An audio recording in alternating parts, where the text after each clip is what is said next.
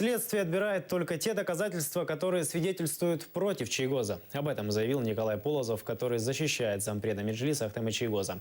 В суде рассматривали видеодоказательства. Со слов Полозова, видео свидетельствует, что беспорядков, в организации которых обвиняют Чийгоза, 26 февраля 2014 года под стенами Верховного Совета Крыма не было.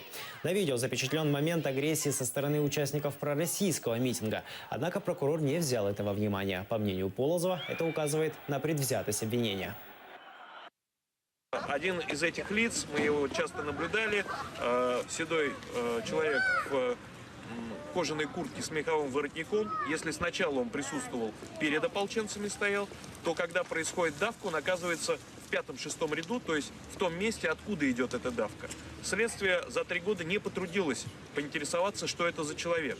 В следующем видеоролике мы наблюдали несколько пострадавших среди крымских татар.